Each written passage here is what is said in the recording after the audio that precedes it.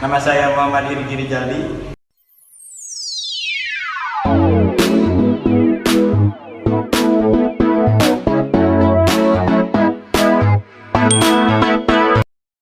Kami dari kelompok 1, di sini kami akan membahas tentang.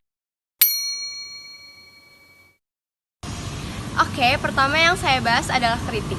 Bahas-bahas tentang kritik, apa sih yang kalian pikirin kalau dengar kata kritik?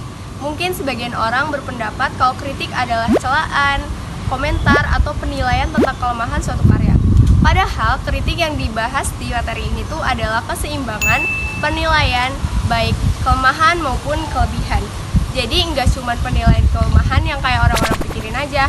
Sedangkan esai merupakan karangan yang membahas tentang suatu masalah secara sepintas yang di dalamnya berisi opini, pandangan, dan ekspresi dari si penulis mengenai suatu kejadian yang sedang berlangsung. Unsur-unsur kritik dan esai. Yang pertama, memilah kekurangan dan kelebihan dari objek atau subjek yang dikritik. 2. Bersifat objektif.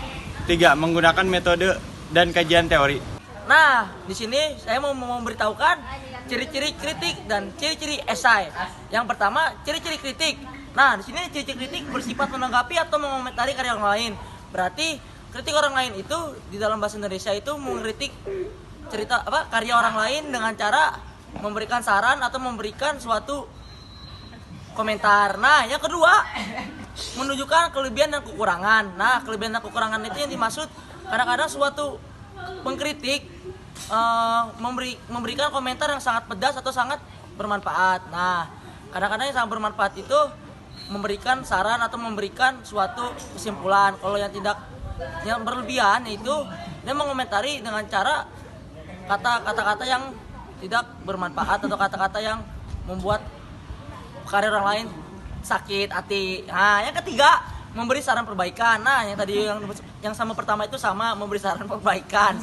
Memberi saran perbaikan itu berarti kita memberikan saran perbaikan pada karya orang lain supaya karya orang lain itu bisa bermanfaat dan juga menyenangkan hati orang lain atau menyenangkan pembaca. Nah, yang terakhir, bertujuan menjembatani pemahaman pembaca. Nah, oke, itu baru ciri-ciri kritik. Nah, selanjutnya ciri-ciri esai. 1. Berbentuk prosa. Artinya dalam berbentuk komunikasi biasa, menghindarkan penggunaan bahasa dan ungkapan figur. Halo guys, di sini saya akan menjelaskan tentang struktur esai. Nah, ada yang tahu nggak sih kalau struktur esai itu mempunyai 3 bagian?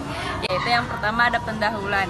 Pendahuluan adalah struktur awal pembangunan kerangka dari esai. Pendahuluan biasanya akan mengungkapkan secara sekilas topik atau tema yang akan diangkat keseluruhan esai. Nah, yang kedua ada bagian isi. Bagian ini merupakan bagian inti dari struktur pembangun esai. Pada bagian ini, topik atau tema yang telah dipilih sebelumnya akan dibahas dan dijelaskan secara lebih terperinci dan mendetail. Nah, yang ketiga ada penutup atau kesimpulan. Seperti namanya guys, bagian ini penutup merupakan bagian terakhir dalam menyusun sebuah esai. Pembahasan selanjutnya merupakan kaidah kebahasaan dari kritik sastra dan esai.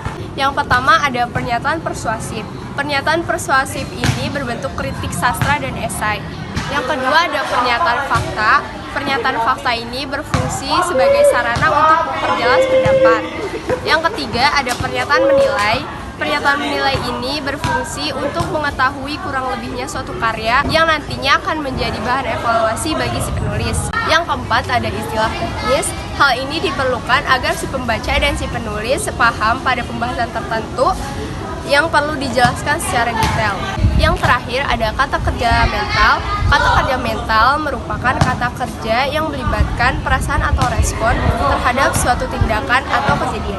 Terakhir saya akan menjelaskan mengenai perbedaan dan perbandingan kritik dan esai. Kritik adalah sebuah karya, sementara esai adalah sebuah karya atau fenomena. Kritik disampaikan atau dapat dinilai secara objektif berdasarkan data serta alasan yang logis. Sementara esai dapat dinilai secara subjektif atau menurut sudut pandang si penulis. Nah, dalam kritik terdapat deskripsi karya berupa sinopsis atau rangkuman pada karya tersebut. Sementara esai tidak memerlukan sinopsis serta rangkuman objek atau fenomena yang sedang dibahas. Sekian, terima kasih. Jadi sekian pembahasan dari kami. Semoga bermanfaat. Kurang lebihnya mohon maaf. Wassalamualaikum warahmatullahi Wabarakatuh.